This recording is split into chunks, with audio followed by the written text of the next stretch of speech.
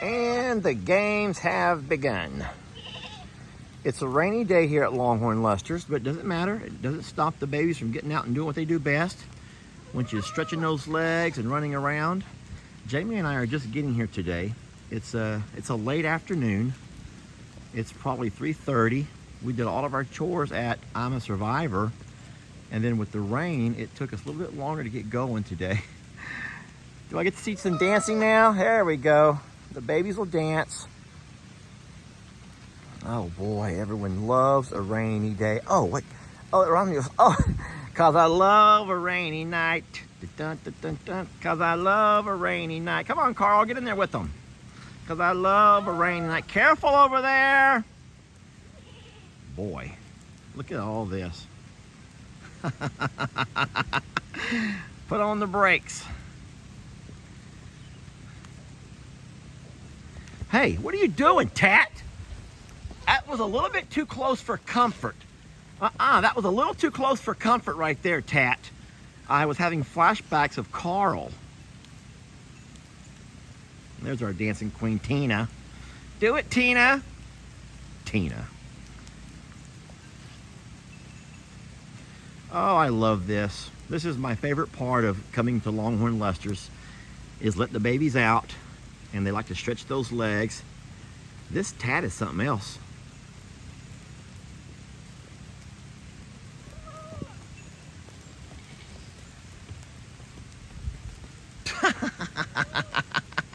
I wish y'all could see. I know I'm trying as hard as I can to capture this moment for you all. I want you to see it. I want you to live it. I want you to experience it so much. And oh, I'm so blessed to be able to see this. It's scary and it's beautiful. It's just, it's a mouth dropping, kind of like, oh, and here comes Debbie from around the back side of the barn. Okay, guys, it's over. That's about how long it lasts. Once they get their legs stretched out good, they will go ahead and show you a little that they still got it, and then it's over. Wasn't that beautiful? I said this before, and I'll say it again, that if you're like me, the only experience you have with something as grand as an ostrich is probably something that you've seen maybe at the zoo from a distance. If you've ever gone to a wildlife safari, the drive-through kind, you might have seen a few come up towards the car to have a couple of snacks or so. But besides that, it would just be on TV. You know, your National Geographic channels, your, you know, Discovery, Animal Planet. Maybe a YouTube video here and there, but it's always in some narration, some really well-spoken narrator type guy telling you facts about the ostriches. And how neat is it that you can come to a regular guy, just a regular guy, Lester, on a regular farm with regular goats, and you're able to experience something that, well, to me at least, is just beautiful and amazing. And I think the coolest thing is that we've been able to be a part of the journey from Carl's rescue, you all remember that day, to going for another rescue in Wanda. Once we got there, realizing that for Carl to be live his best life, he needs at least 3. So at that point, it's also Debbie and Tina. And then if Debbie doesn't start laying eggs after her and Carl begin to have their own little nighttime activities, and then the hatching, watching the hatching of these 3, and then getting the DNA test to figure out who's male and who's female, watching the different characteristics begin to develop, and their character traits, as far as our little tattletale and our, the runt of the litter, the little baby of the family over here.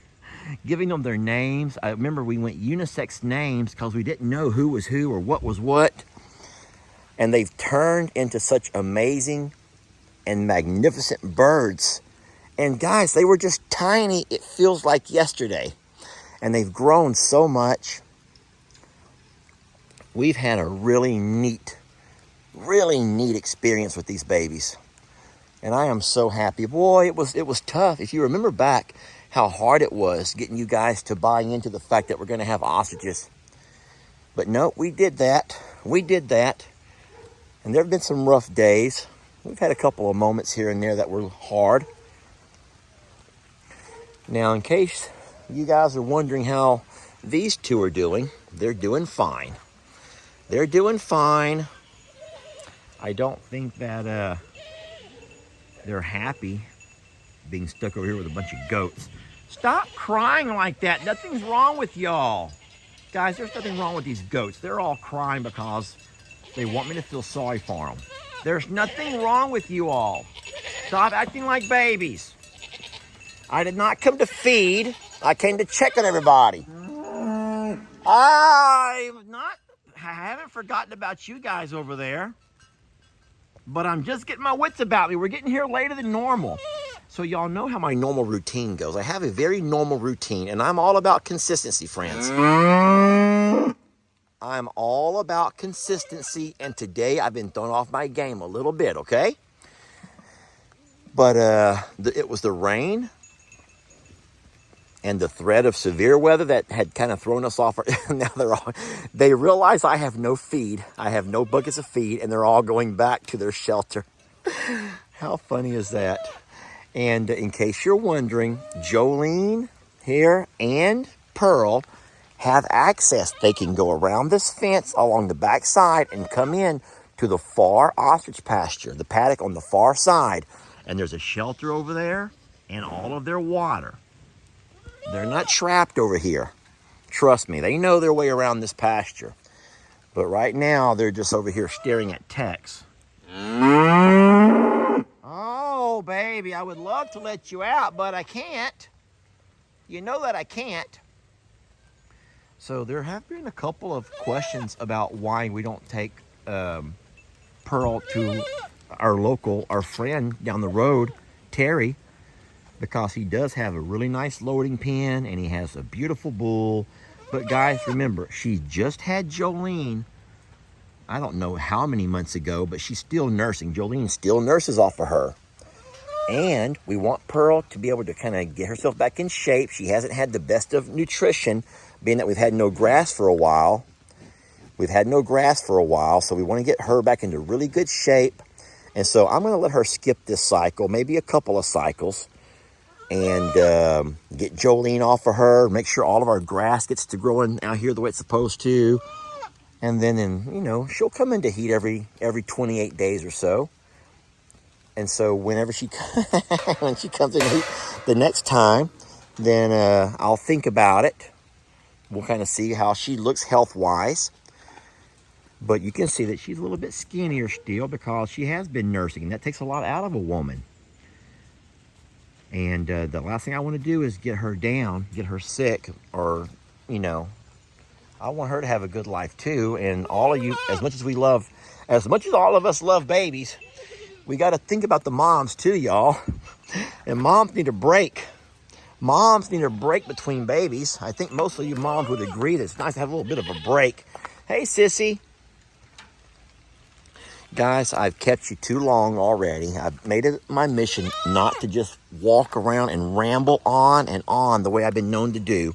And I said, Lester, I learned in the convention, actually. I learned in the convention a couple of things that even somebody who's been doing social media for a couple of years, I can still learn too. And I've learned a whole lot about you ready to hear this? I've learned a whole lot about my people. Oh man, you're going to be mad at me when I say this. There's a lot of y'all who are going to be mad at me when I say this. But I know I think they call it demographics. I know my demographics.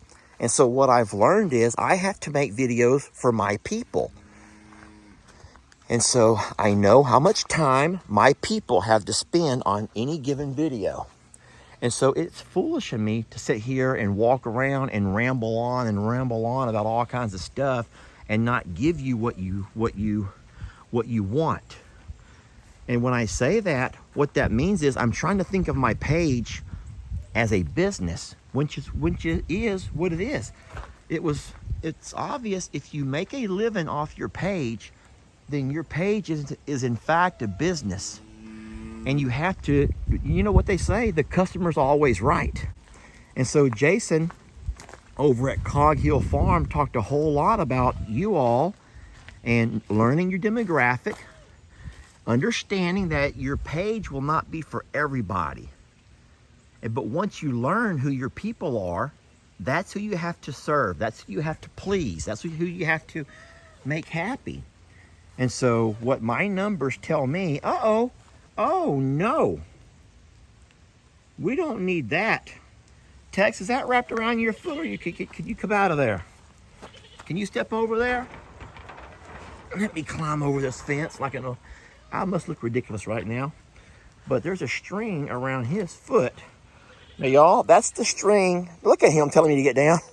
That's the string that comes off of those bales of alfalfa hay.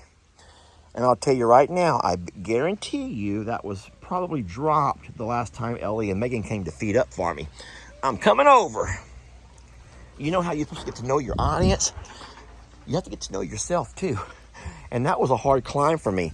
I need you to walk away from that string. Now look, I'm gonna think about something. If he walks forward, it's gonna get hung on his foot. I have to make him walk backwards.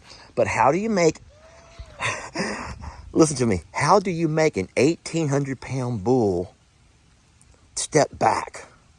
Hey, buddy, take a step back for daddy, okay? Oh, when he's saying, no, I ain't moving. I'm not moving there you go. He did it. There y'all go. We did that. See? Look at the stance he's taking, though. That's a fighting stance. Y'all see that, right? That's his fighting stance, saying, don't get any closer. Oh, buddy. Did y'all hear? That was Jolene. That was Jolene. So even as I say, I'm going to make these videos shorter. I got to get myself to remember that you guys are good for about 8 minutes. About 8 to 10 minutes is what I got. And I have to get as much as I can done in that 8 to 10 minutes, because the majority of my friends, when I say friends and family, I mean you all, I get you for about 8 minutes before you have to go on. And what that means is, how do I say this the right way? Some people cannot go watch a movie if it goes over 2 hours, because at some point, no matter how good the movie, you set too long. You can't set so long. Some of y'all can't make a drive to certain places because it begins to hurt your knee. It hurts to sit down so long. Hurts to stand up too long. It hurts to whatever too long. And what I have to learn to do is read my analytics and know that my audience are folks who can devote between 8 and 10 minutes to a video. But the longer I ramble on, the more I start to lose you. And so then what Facebook and YouTube does is say, wait a minute, why should we recommend this guy to new people if his audience only sticks around for 25, 30% of the video? So if I will give you shorter videos, you watch more of the videos. And then it looks like his audience sticks around for 80, 90% of the video. And that makes it look better for me, which makes my business look better, which makes it look like I have a more loyal audience, which makes Facebook and YouTube promote or advertise my business. It makes advertisers who put ads on my videos say, wow, this guy can put out a video, get 300,000 views on average, and his audience watches about 80 to 90% of his videos. And guess what? That draws in a higher paying advertiser. So yeah, man, it's hard to try to run a page and tell y'all that I love you and your family and that, The water looks pretty clean still. There's some stuff on the bottom, but I'm not going to empty it today. I'm just going to turn it on and fill it up.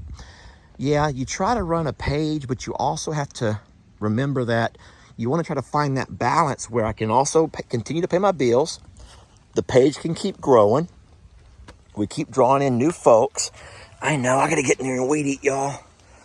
I've been waiting until... Okay, I have no excuse. I need to weed eat and I haven't done it, okay? Don't let your troubles fester. Come watch Longhorn Lester. Yeah, something like that.